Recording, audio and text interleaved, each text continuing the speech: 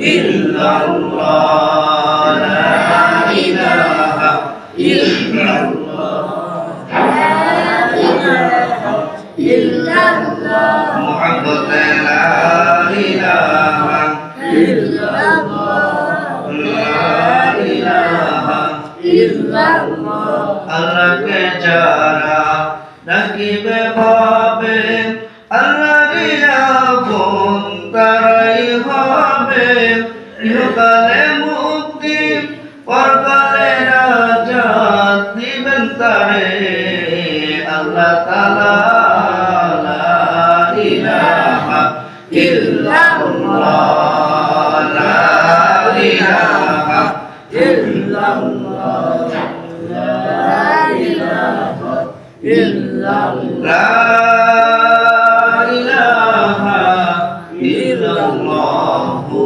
মুহাম্মাদুর রাসূলুল্লাহ সকলে বলি সাল্লাল্লাহু আলাইহি ওয়াসাল্লাম। আল্লাহ তাবারক তাআলার আলিশান দরবারে কালিমাতুল শুকর ও সুজুদ যে মহান আল্লাহ রাব্বুল আলামিন ইজ্জাত আমাদেরকে বিভিন্ন জায়গা থেকে বিভিন্ন কাজ থেকে ফারে করে জান্নাতের বাগানে কোরআনের নিসবতে বসে কিছু কথা বলা এবং শোনার জন্য তৌফিক ইনায়াত করেছেন। সেই আল্লাহ তাআলার আলিশান দরবারে অন্তঃস্থল থেকে কালিমাতুল শুকর আদায় করব। সকলেই বলে আলহামদুলিল্লাহ। নবীর শানে একবার দরুদ ও সালাম পেশ করি। সকলেই বলে সাল্লাল্লাহু আলাইহি ওয়াসাল্লাম। আমি আপনাদের খিদমতে কোরআনুল কারীমের সূরা লুকমান থেকে একটি আয়াত কারিমা তেলাওয়াত করেছি। নবী করিম সাল্লাল্লাহু আলাইহি ওয়াসাল্লাম রাসূল কোন বাণীতে একটা হাদিস আমি পাঠ করেছি। খুবই সংক্ষিপ্ত ভাবে যত সময় কম যতটুকু আলোচনা করা হবে আল্লাহ পাক আমাদের সবাইকে যেন আমলের নিয়তে শোনার মতো তৌফিক দান করেন। সকলেই বলে আমিন আমিন। হাসান বসরি রাহিমাহুল্লাহ তাআলা বলেন আদ-দুনিয়া কুল্লু যুলমাতুন, যে তামাম দুনিয়াটা হচ্ছে অন্ধকারাচ্ছন্ন। তামাম দুনিয়াটা হচ্ছে অন্ধকারাচ্ছন্ন। এখন আমরা প্রশ্ন করতে পারি যে আমরা তো দেখতেছি আলোকিত, তাহলে অন্ধকার কিভাবে হলো? এটা তো আমরা বুঝলাম না। সম্মানিত হাজিরিন, অপর অংশে বলেন ইল্লা বিমাজারিসুল উলামা। সুবহানাল্লাহ। সম্মানিত হাজির, আসলে এটা খুবই স্যাম্পল বিষয়। জাস্ট আজ তামাম পৃথিবীটা যে অন্ধকারাচ্ছন্ন এটা একেবারেই স্বাভাবিক। কারণ আজ বর্তমান জামানায় দেখেন আমাদের মুসলমানের ভিতরে যে আলো থাকার কথা, যে জ্ঞানের আলোর কথা বলা হয়েছে, এই আলোটা আমাদের মাঝে নাই। যদিও দুই একজনের মাঝে আছে, কিন্তু এই আলোটা ভিন্ন পথে আমরা ব্যয় করতেছি। সঠিক পথে আমরা কখনোই আলোকে ব্যবহার করতেছি না। সম্মানিত হাজির, এই জন্য উনি বলেছেন যে আদ-দুনিয়া কুল্লু যুলমাতুন ইল্লা বিমাজালিসিল উলামা, যে তামাম দুনিয়াটা হচ্ছে অন্ধকারাচ্ছন্ন। আর এই অন্ধকারাচ্ছন্নটা হচ্ছে জাহিলিয়তের বর্বরতা। কারণ অন্তরের ভিতরে কোরআনের জ্ঞান নাই, কোরআনের ইলম যার অন্তরের ভিতরে বুঝ নাই, সে যতই শিক্ষিত হোক তাকে শিক্ষিত বলা যায় না। কারণ আল্লাহ পাক কোরআনুল কারীমের মধ্যে বলেন কুল হাল ইয়াসতাউিল্লাযীনা ইয়া'লামুনা ওয়াল্লাযীনা ইয়া'লামুন ইন্নামা ইয়াতাযাক্কারু উলুল আলবাব। সুবহানাল্লাহ। আল্লাহ রাব্বুল আলামিন পয়গম্বর মুহাম্মদুর রাসূলুল্লাহ সাল্লাল্লাহু আলাইহি ওয়াসাল্লামকে বলেন ইয়া রাসূলুল্লাহ, ইয়া হাবিবাল্লাহ, নবী গো, তামাম পৃথিবীর মানুষদেরকে আমার পক্ষ থেকে জানায়া দেন। কে বলেছেন? আল্লাহ বলেছেন ইয়া রাসূলুল্লাহ, ইয়া হাবিবাল্লাহ, নবীজি তামাম পৃথিবীর মানুষদেরকে আমার পক্ষ থেকে জানায়া দেন। যারা জানে আর যারা জানে না, কখনো তারা এক হতে পারে না। ওমা ইয়াযাক্কারু ইল্লা উলুল আলবাব, এবং যারা উপদেশ গ্রহণ করে, যারা উপদেশ যারা মেনে চলে, তারাই হচ্ছে মহাজ্ঞানী। সুবহানাল্লাহ। আল্লাহ বলেছেন যে হে নবী, আপনি বলে যান যে যারা জানে আর যারা জানে না তারা কখনো সমান হতে পারে না। এবং যারা উপদেশ গ্রহণ করে, যারা উপদেশ মেনে চলে, তারাই হচ্ছে সফলতা, তারাই হচ্ছে কামিয়াব। এই জন্য মুসলমান ভাইরা আমার আসুন, আজ কেন এই কথা আমি বললাম? আমার বন্ধুগণ, আমার ভাইজান, কথাগুলো গভীর মনোযোগ দিয়ে শোনার চেষ্টা করবেন। কোনদিকে নজর নাই। এ মুসলমান ভাইরা আমার, আজ তাম পৃথিবীর জমিনে অন্ধকার শূন্যতার কারণে দেখেন তাম পৃথিবী জুড়ে মুসলমান নির্যাতিত, মুসলমান নিপীড়িত, অত্যাচার জুলুমে নিষ্পিষ্ট হচ্ছে। একমাত্র শুধুমাত্র মুসলমান, অন্য কোন জাতি এমন ভাবে নির্যাতন হয় না। জোরে বলেন ঠিক না ঠিক? একমাত্র শুধু মুসলমানদেরই খালি নির্যাতন, নিপীড়ন, জুলুম, অত্যাচার। অন্য কোন জাতির উপর এত অত্যাচার জুলুম নাই। আমার বাবাজি, আমার ভাইজান, আজ বর্তমান জমানায় আমরা দেখেছি আলেম ওলামাদেরকে যেভাবে নির্যাতন করা হয়েছে, কিন্তু এখন বর্তমান এমন ভাবে মুসলমানদেরকে ধরা হচ্ছে, কে আলেম, কে নামাজ পড়ে আর কে নামাজ পড়ে না, কে কোরআন পড়ে আর কে কোরআন পড়ে না, এমন কোনো আর পার্থক্য নাই। মুসলমান হলেই তাকে আঘাত করা হচ্ছে। জোরে বলেন ঠিক না ঠিক? মুসলমান হলেই তাকে আঘাত করা হচ্ছে। সম্মানিত হাজির, যেইভাবে দেখেন যে আজ থেকে ইতিপূর্বে 200 বছর ইংরেজরা যেভাবে আমাদের দেশে পদার্পণ করেছিল, এই ভারত উপমহাদেশে তারা ছোট একটা ব্যবসা নিয়ে এসে ধীরে ধীরে ধীরে ধীরে তিলে তিলে মানুষের মধ্যে তারা এমন ভাবে ঢুকে পড়েছে যে শেষ পর্যন্ত এই উপমহাদেশ থেকে তারা তাদের শক্তি, তাদের ক্ষমতা তারা নিজেরা অর্জন করে নিয়েছে। যাদের দেশ, যাদের ক্ষমতা ছিল, তাদেরকে ক্ষমতাচ্যুত করা হয়েছে। তাদেরকে এমন ভাবে তাদেরকে রাখা হয়েছে যে তাদেরকে কর দিতে হয়েছে। সেটা বলেন ঠিক কিনা? আমার ভাইজান, শুধু তাই নয়, এ মুসলমান ভাইজান, আমার বাবাজি, ওই 200 বছরের ঘটনা বলতেছি আমার ভাইজান। এ বন্ধু, এমন কোন কাজ, এমন কোন জায়গা নাই যেখানে কোন আলেমকে গাছের ডালে ঝুলাইয়া হত্যা করা হয় নাই। এমন একটা জায়গা, এমন একটা গাছ নাই যে জায়গায় আলেমের লাশ, আলেমকে ফাঁসির কাছে ঝুলানো হয় নাই। এমন একটা পরিস্থিতি তার সৃষ্টি করেছিল। এবং মুসলমান ভাইরা আমার, যারা জনসাধারণ মুসলমান ছিল, এমন ইতিহাস রয়েছে আমার ভাইজান, জুমার দিন আগে মানুষ তো 5 ওয়াক্ত নামাজ আদায় করতো না। আমরা ছোটবেলায় দেখেছি শুধু জুমার নামাজ পড়তে আসতো। এ মুসলমান ভাইরা আমার, এ বাবাজি, মুসলমানরা যখন নামাজ পড়ার জন্য মসজিদে ঢুকে গেছে, ওই ব্রিটিশেরা, ওই ইংরেজিরা মুসলমানদের মসজিদের দরজা বন্ধ করিয়া চতুর্দিক থেকে পেট্রোল ঢেলে আগুন জ্বালায়া পুড়ে মারছে। আগুন জ্বালায় মুসলমানদেরকে ভস্ম করে ফেলেছেন। তাই একটা নমুনা, মুসলমান ভাইজান, এই ভারতে কাশ্মীরে কত মুসলমানকে নির্যাতন করা হয়েছে। আজ যে ভারতবর্ষ, আজকে যে ভারত মুসলমানদের তিলে তিলে কত হত্যা করে ফেলেছে। আজ আমাদের এই বাংলার জমিনে একটা সংগঠন বের হয়েছে, নাম তার ইসকন। জোরে বলে ঠিক না ঠিক? ইসকন, এটা এমন ভাবে তারা সংগঠন এমন ভাবে তারা তৈরি করেছে যে তাদের পক্ষে দেখেন আজ সাধারণ হিন্দু পর্যন্ত তাদেরকে সাপোর্ট করে না। তারা একমাত্র তারা ওই ব্রিটিশদের নিয়মে তারা এই দেশের ভিতরে সর্বসাধারণ গরিব হিন্দুদেরকে তারা হাত করে আস্তে আস্তে আস্তে তারা এমন ভাবে একটা সংগঠন তৈরি করে ফেলেছে যে দেখেন কি শক্তি, কি ক্ষমতা, যে আমাদের সেনাবাহিনীর উপরে তারা আক্রমণ করে, আমাদের একজন বিচারপতিকে তারা হত্যা করে ফেলেছে। জোরে বলেন ঠিক না ঠিক? এগুলো বাস্তব, এগুলো আমাদের সামনে চিত্র, এগুলো আমাদের সামনে রয়েছে। মুসলমান ভাইরা আমার, আজ দেখেন তারা এমন পরিকল্পনা করেছে যে এই সংগঠন মাধ্যমে মুসলমানদেরকে কিভাবে ধ্বংস করা যায়, কিভাবে মুসলমানদেরকে নিপাত করা যায়, এই জন্য তারা বড় ষড়যন্ত্র নিয়ে এই দলকে তারা সংগঠন করে ফেলেছে। এই জন্য মুসলমান ভাই আমার, এ বাবাজি, এখন তো আর সময় নাই। এ মুসলমান বন্ধু, আমরা যদি এখনো তাদেরকে যদি প্রতিহত না করি, এই বাংলার জমিনে ওই সময় যেমন লাশ প্রত্যেকটা গাছের ডালে ডালে ঝুলেছে, এখনো গাছের ডালে ডালে সেই লাশ ঝুলতে আর দেরি থাকবে না। এমন দুঃখ লাগে যে এক মসজিদে এই ইসলামের আলোচনা শুরু হয়েছে, এক হুজুর আলোচনা করেছে, নামাজ পড়ে রাত্রিবেলা তাকে কঠোর নির্যাতন করা হয়েছে। তাই মানুষের ভিতরে কিভাবে তারা প্রতিক্রিয়া ঢুকে দিয়েছে। এই মুসলমান ভাইরা আমার একটা কথা শুনে রাখেন, কোন দিকে নজর নাই।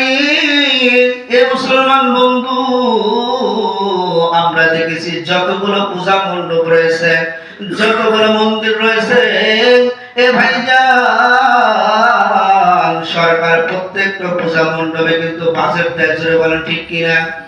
প্রত্যেকটা পূজা মণ্ডপে তারা বাজেট দেয়। এমনকি মুসলমান ভাইরা আমার, যখন ওই পূজা অনুষ্ঠান যখন শুরু হবে তার আগে পুলিশ বাহিনী, র্যাব বাহিনী দিয়ে কিন্তু পাহারা দেয়। জোরে বলেন ঠিক কিনা? মুসলমানরা এত সুবিধা, এত সুযোগ দিচ্ছে যে তাদেরকে পূজা মণ্ডপে তাদেরকে বাজেট দেওয়া হচ্ছে, টাকা পয়সা দেওয়া হচ্ছে, আনসার বাহিনী, পুলিশ বাহিনী দিয়ে তাদেরকে নিরাপত্তা দেওয়া হচ্ছে। আর ওই স্কুলের নেতারা বলেন আমাদেরকে 1 টাকাও দেওয়া হয় না, আমাদেরকে নিরাপত্তা দেওয়া হয় না, আমাদের পুরো জুলুম নির্যাতন করা হয়, আমাদের মন্দিরে আঘাত করা হয়। জোরে বলেন এই কথা তারা বলে। এ মুসলমান ভাইরা আমার, এ বাবাজি, আপনারা খবর দেখেছেন, ওই ভারতের খবর প্রচার করেছে মাদ্রাসার ছাত্ররা মন্দির পাহারা দেয়। জোরে বলেন ঠিক কিনা? এই খবর আপনারা শুনেছেন, পত্রিকায় দেখেছেন যে মাদ্রাসার ছাত্ররা কিন্তু মন্দির পাহারা দেয়। আর এখন এই স্কুলের বাচ্চারা, এই স্কুলের সন্ত্রাসী বাচ্চারা তারা বলে আমাদের কোনো প্রকার বাজেট দেওয়া হয় না, আমাদের কোনো নিরাপত্তা নাই। একমাত্র এটা বড় জুলুম, অত্যাচার। জোরে বলেন ঠিক না বেটি? যে 99% মুসলমানের দেশ, এই দেশে তাদেরকে এত সুযোগ সুবিধা, এত নিরাপত্তা দেওয়া হচ্ছে, আমাদের কোনো মাহফিলে, আমাদের কোনো অনুষ্ঠানে পুলিশ বাহিনী দিয়ে আমাদেরকে পাহারা দেওয়া হয় না, আমাদেরকে তারা কোনো বাজেট দেয় না। অথচ আমরা তাদেরকে বাজেট দেই, তাদেরকে আমরা পাহারা নিরাপত্তা দিই, আর অথচ তারাই মুসলমানদের উপর ক্ষিপ্ত হয়েছে। জোরে বলে ঠিক কিনা? তারা একটা বিভাগ সৃষ্টি করতে চায়, তারা মুসলমানদের ভিতরে তারা অস্থিরতা সৃষ্টি করতে চায়, কিন্তু আমরা সাধারণ মুসলমান এটা বুঝি না। মুসলমান ভাইরা আমার, এই জন্য আমাদের ঈমান তৈরি করতে হবে। যেভাবে আমরা তাদেরকে পাহারা দিতে পারি, যেভাবে আমরা তাদেরকে নিরাপত্তা দিতে পারি, আমরা চাইলেও তাদেরকে এই দেশ থেকে বিতাড়িত করতে পারি। জোরে বলেন ঠিক না বেঠিক? এটা আমাদের ক্ষমতা আছে, কিন্তু আমরা মুসলমান, আমরা শান্তশিষ্ট, আমরা ভদ্র বজায় রাখছি বিধায় আজ পর্যন্ত হিন্দুরা এই বাংলার জমিনে তারা নিরাপত্তার সাথে টিকে আছে। জোরে বলেন ঠিক কিনা? এই ভারতবর্ষে মুসলমানদেরকে খবর নিয়ে দেখেন, কাশ্মীরে যেভাবে মুসলমানদেরকে তারা হত্যা করেছে, আর এই ভারতবর্ষে মুসলমানদেরকে সঠিকভাবে নামাজ, ইবাদত, বন্দেগী, এমনকি কুরবানির সময় গরু পর্যন্ত তারা জবাই করতে দেয় না। কিন্তু আমরা মুসলমান হিন্দুদের পূজায় কোনো সময় বাধা দেই না, তাদের পূজা নিয়ে আমরা কোনো সময় বিতর্ক সৃষ্টি করি না।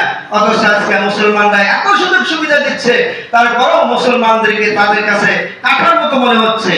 আমাদেরকে দেশ বিতাড়িত করতে পারলেই তারা ভারতের মতো তারা এই দেশে হিন্দুত্ববাদ তারা কায়েম করবে। আমরা মুসলমান যতদিন পর্যন্ত আমাদের শরীরের ভিতরে এক বিন্দু রক্ত থাকবে, আমরা এইটা কখনো হতে দেব না। জোরে বলেন ঠিক কিনা? প্রয়োজনে আমরা কি করব?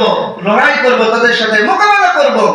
আমরা জীবন দেব, আমরা জীবন দিতে জানি, রক্ত দিতে জানি। আমরা কখনো বাতিলের কাছে, নাস্তিক কর্তাদের কাছে আমাদের ঈমানকে আমরা বিক্রি করতে পারি না। জোরে বলেন ঠিক কিনা?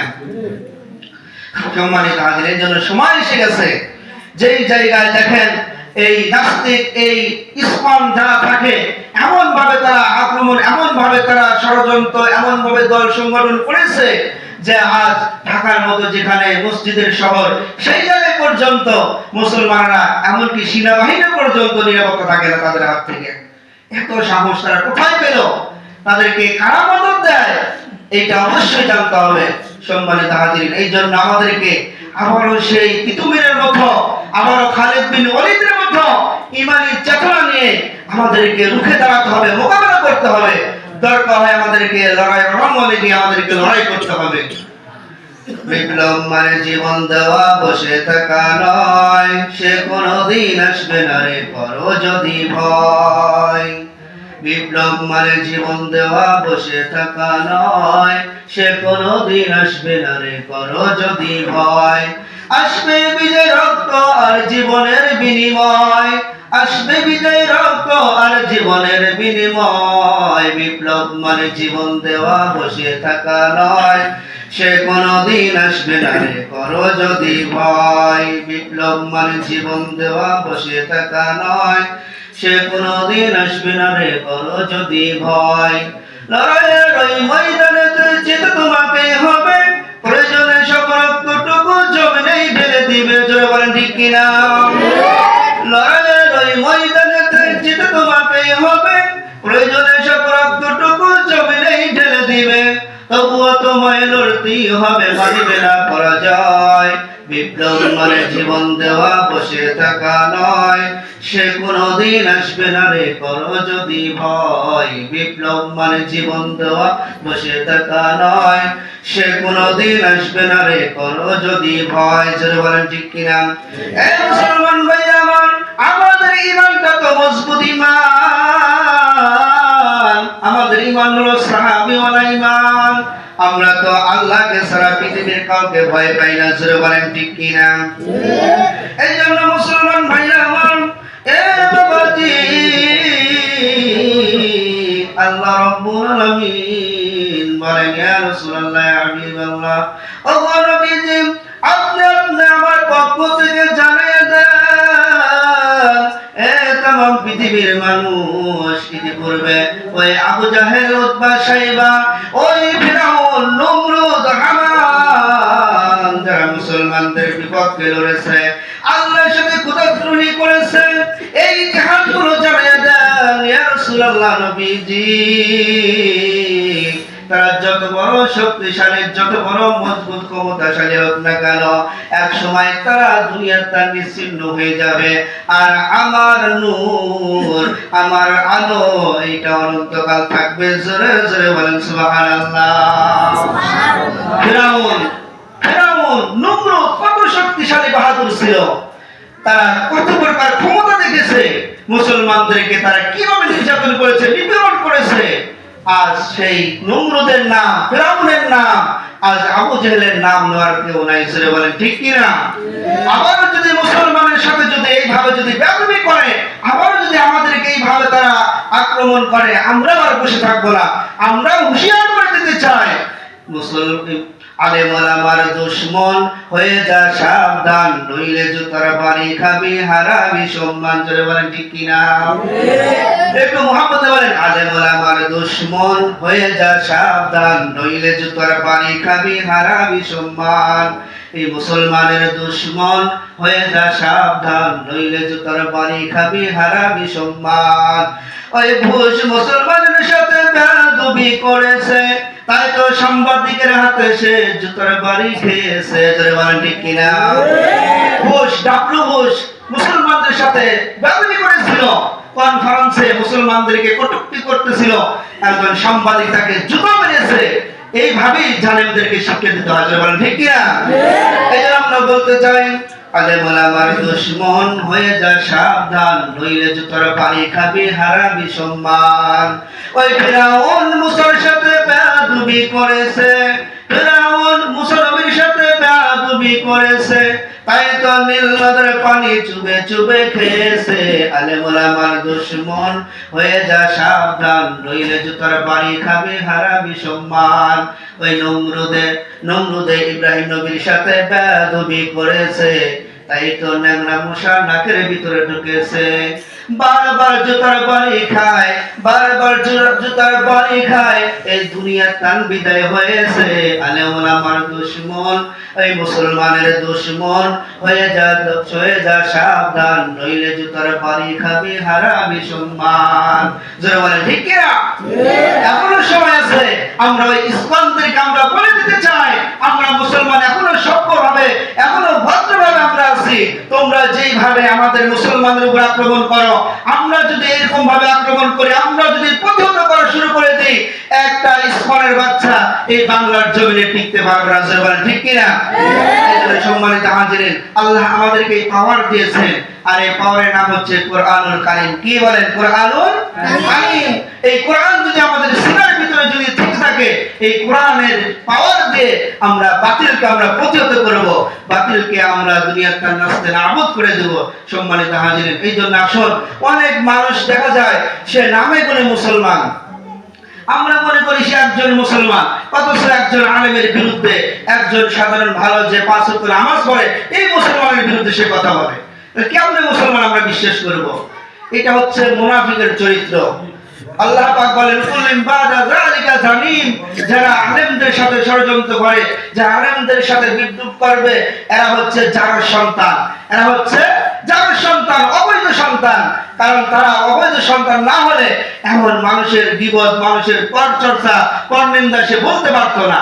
একজন জ্ঞানী মানুষ কোন সময় মানুষের দোষ ত্রুটি নিয়ে এগুলো নিয়ে সে নড়াচড়া করবে না, এগুলো নিয়ে সে বেড়াবে না। আমার ভাইজান শুন, এই ঘটনা কয়েক জুমা আগে আমি বলেছিলাম।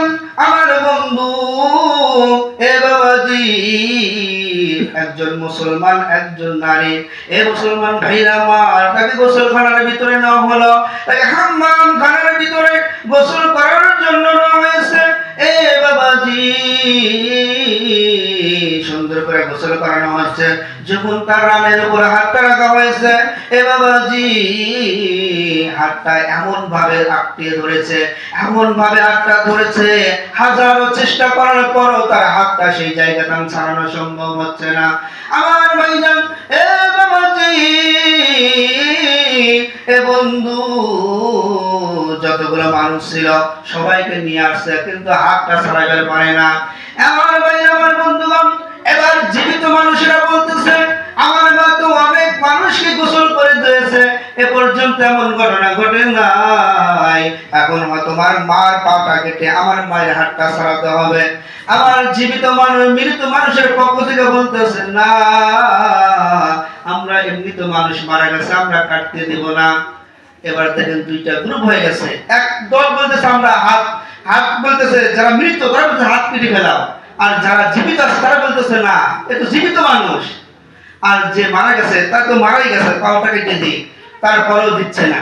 একটা দুইটা গ্রুপ হয়ে গেছে। আমার ভাইজান, আমার বন্ধুগণ শুন, অনেক চেষ্টা করতে করেছেন, কোনো কাজ হয় না। মুসলমান ভাইরা আমার, ওই সময় একজন বড়, একজন ধার্মিক, একজন ইসলামিক বিচারক ছিল মালিক রহমান, ইমাম মালিক রহমাতুল্লাহ আলাইহি। তার কাছে খবর চলে গেছে, তাকে নিয়ে আসা হলো। এ মুসলমান ভাইরা আমার বাবাজি কোনদিকে নজর নাই। দেখেন ইমাম মালিক জিজ্ঞাসা করতেছে, এ বোন, তুমি বলো তোমার মনের ভিতরে কোনো কুমতলব আছে কিনা, তোমার মনের ভিতরে কোনো প্রকার খারাপ মন্তব্য ছিল কিনা, এটা বলো। এই মহিলাকে নিয়ে তুমি কোনোদিন কোনো খারাপ কথা তোমার চিন্তার ভিতরে এসেছিল কিনা বলো। এবার দেখে বলেন, না না, মনে তো আসে না। হঠাৎ করে এক সময় থেকে বলতেছেন, আমার মনে পড়েছেন একদিন এই মহিলাটা, তার একজন, আমি দূর থেকে দেখলাম একজন পরপুরুষের হাত ধরে সে বাড়ির ভিতরে ঢুকতেছে। আমি মনে মনে একটু খারাপ মন্তব্য করেছিলাম, এটা কেন সভ্যের মতো হাতটা ধরে ভিতরে যায়। এ মুসলমান ভাইরা আমার, ইমাম মালিক বড় জ্ঞানী একজন আলেম ছিলেন, বিচক্ষণ একজন ইমাম, ডেকে বলতেছে, এই জায়গায় হয়ে গেছে সমস্যা, এটাই বড় সমস্যা। এটা কি বড় সমস্যা? দেখেন, কিছু খারাপ মন্তব্য খালি করেছে, খালি অন্তর দেখালি বলেছে যে এটা একটা ভদ্র মহিলার, এটা একটা ব্যবহার। আমার ভাইজান, আমার বন্ধুগণ, এবার বলতেছে, এ মা, তুমি যে খারাপ মন্তব্য করেছিলা, তোমার জেহেনের ভিতরে, তোমার চিন্তার ভিতরে এই মহিলাকে তুমি খারাপ মন্তব্য করতেছিলা, আসলে যে লোকটার হাতটা সে ধরেছিল এইটা কোনো পরপুরুষ ছিল না, এইটা তার আদরের সন্তান। জোরে বলেন মারহাবা। এইটা তার আদরের সন্তান। মা ছেলের হাত ধরে যেতেই পারে, পারে কি পারে না বলেন? মা সন্তানের হাত ধরে, মা আবার ছেলে মার হাত ধরে যেতেই পারে, কিন্তু সে দূর থেকে দেখছিল, এজন্য বুঝতে পারে নাই। আমার ভাইজান, এবার ডাক দিয়ে বলতেছে, এ মা, তোমার অন্তরের ভিতরে এই খারাপ মন্তব্য আসার কারণে এই যে হাতটা বসে গেছে, আমার আল্লাহ জানিয়ে দিতে চাই, হে তামাম পৃথিবীর মানুষ সাবধান হয়ে যাও। কোন মানুষের পক্ষে, কোন মানুষের বিপক্ষে খারাপ রুচি তো দূরের কথা, খারাপ কথা বলে তো দূরের কথা, তোমার চিন্তার মধ্যে যদি আসে, আমার আল্লাহ কিন্তু মহা একজন বিচারক, আমার আল্লাহ কিন্তু কাউকে ছাড় দেবে না। ইন্না রাব্বিকা লাশাদীদ, আল্লাহর ধরা বড় শক্ত ধরা, আমার আল্লাহ যাকে ধরবে তাকে কেউ ছাড়াইতে পারবে না। এবার বলতেছে, বাবু তুমি যে একটা অন্যায় করেছিলা, এই জন্য আমার আল্লাহ এটাকে প্রতিষ্ঠিত করার জন্য, এটাকে জানানোর জন্য এমন হয়েছে। তুমি খালেস নিয়তে যদি তওবা করো, যতদিন বেঁচে থাকবো আর কোনো মানুষের বিরুদ্ধে কোনো খারাপ মন্তব্য করবো না। আর কাহাকে নিয়ে, আলেম ওলামা তো দূরের কথা, একজন মুসলমানকে নিয়ে, শুধু তাই না, একজন মানুষকে নিয়ে যদি খারাপ মন্তব্য অন্তরের ভিতরে আসে, তাহলে এমন পরিণতি কিন্তু হয়ে যাবে। এই জন্য তুমি তওবা করো, যতদিন বেঁচে থাকবো আর জীবনে আর একবারের জন্য কোনো মানুষের বিরুদ্ধে খারাপ মন্তব্য করবো না। এমন ভাবে যখন বলতেছে, মেয়ের চোখ দিয়ে পানি ছেড়ে দিছে, আল্লাহ আমি তোমার কাছে তওবা করতেছি, আমার জীবনে যতদিন বেঁচে থাকে আর একটা মানুষ নিয়ে আমরা কোনো মন্তব্য করবো না। আল্লাহর কাছে যখন খালেস নিয়ে যখন তওবা করেছে, আমার ভাইজান, এ বাবাজি, আমার আল্লাহ বড় মায়া আল্লাহ, আমার আল্লাহ বলে, বান্দা আমাকে যদি একবার যদি খালেস নিয়তে মুহাম্মদ যদি আমাকে একবার ডাক দাও বান্দা, আমি রহমত নিয়ে 70 বার তোমার ডাকের জবাব দিই। সুবহানাল্লাহ। আল্লাহর কাছে আল্লাহ পাক এমন আমাদের দিকে তাকায় আছে যে আমরা ভালোবেসে আল্লাহকে একবার ডাক দেই, আল্লাহ পাক 70 বার রহমতের জবাব দেয়, বলে বান্দা কি বলতে চাও, তোমার কি দরকার আমার কাছে বলো, আমি আল্লাহ তোমার কথা শোনার জন্য রাজি আছি। সুবহানাল্লাহ। এমন ভাবে যখন আল্লাহর কাছে তওবা করেছেন, আল্লাহ পাক তার দিল থেকে আল্লাহ পাক তার তওবা কবুল করেছেন এবং হাতটা মুহূর্তের ভিতরে এইভাবে যখন টান দিয়েছে, তওবা করার শেষে হাতটা আলগুছে আপনা আপনি চলে আসছে। সুবহানাল্লাহ।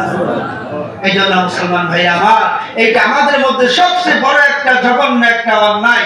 আমরা মানুষের দোষ যদি আমরা না বললে আমাদের পেটে ভাত হজম হয় না। আমার ভাই, আমার বোন, আমার বাবা, আমার চাচা কি করেছে, এটা যদি আমি মানুষকে না বলি, আমার পেটের ভাত হজম হয় না। ইমাম গাজ্জালী রাহমাতুল্লাহ আলাইহি বলেন যে আমি যদি কাউকে গালি দেই, কাউকে যদি পরনিন্দা যদি বলি, এইটা যেন আমার বাবাকে নিয়ে হয়, এইটা যেন আমার মাকে নিয়ে হয়। কারণ আমি যদি তার বিপক্ষে কোনো কথা বলি, আমার আমলনামায় যতগুলো নেকি আছে ওই ব্যক্তির আমলনামায় চলে যায়। সুবহানাল্লাহ। আর এইটা সবচেয়ে জঘন্য একটা অপরাধ, জঘন্য একটা খারাপ কাজ। এই জন্য সম্মানিত হাজিরিন, আসুন, আমাদের ভিতরে অনেক মুসল্লি আছে, আমাদের ভিতরে অনেক মানুষই আছে, আপনি সামনাসামনি অনেক সুনাম, অনেক কথা বলে, অনেক ভালোবাসা দেয়, অথচ বাইরে গেলেই হুজুরের বিরুদ্ধে কটু কথা বলে, এরকম ভাবে মুসলমানের বিরুদ্ধে কটু কথা বলে। এমন মানুষ আছে না নাই? যেমন আছে না নাই? এই বদ অভ্যাসগুলো যদি আপনারা না ছাড়তে পারেন, আমার আল্লাহ বলেন, ওয়ামাকারু ওয়ামাকারুল্লাহ ওয়াল্লাহু খায়রুল মাকিরিন। তুমি হুজুরকে নিয়ে তুমি নানান ভাবে কৌশল আঁটতেছো যে এই ফন্দি করে আমি হুজুরকে বাদ দেব, এই ফন্দি করলে হুজুর আমার কথা শুনে মসজিদ ছেড়ে পালায় যাবে, এমন কথা যদি আপনি যদি চিন্তা করে থাকেন, আমার আল্লাহ পাক উপরের থেকে দেখতেছেন। আল্লাহ পাক বলেন, ওয়াল ওয়াজনু ইয়াউমাইযিনিল হাক্ক, আল্লাহ পাক করেন সঠিক বিচার, সঠিক ওজন করবেন। আপনার মতো না যে আপনি 5 কেজি চাল নিয়ে বাজারে গেছেন, আপনি 6 কেজি বানাইছেন, এমন না। আল্লাহ পাক সঠিক বিচার করবেন। আল্লাহ পাক বলেন, আমার আদালতে এক জাররা পরিমাণ যে অন্যায় করবে আমি তার সাজা দেব, এক জাররা পরিমাণ যে পুণ্যের কাজ করবে, নেকি অর্জন করবে, এটাও আমি আল্লাহ তাআলা আমলনামায় দেব। সুবহানাল্লাহ। এই জন্য আমরা আমাদের ভিতর থেকে এই বদ আমলগুলো আমরা পরিহার করব এবং বেশি বেশি করে আল্লাহর কাছে দোয়া করতে করতে থাকেন আর আমাদের ঈমান ইসলাহ বাড়াইতে হবে। এইভাবে যদি আমরা ঘরে বসে থাকি, এইভাবে যদি আমরা নিজেদেরকে একেবারে ছোট মনে করি, তাহলে সামনে চলার মতো কোনো পথ থাকবে না। যেভাবে ইসলাম যেভাবে তাদের সংগঠন আরম্ভ করে দিয়েছে, যে শুধু আলেমদের নয়, তাদের টার্গেট যে মুসলমান হবে না কেন, যে মুসলমানকে পাওয়া যাবে তাকে আমাদের নিশান হলো তাকে কতল করতে হবে, তাকে হত্যা করতে হবে, মুসলমান শূন্য করতে হবে। নাউজুবিল্লাহ।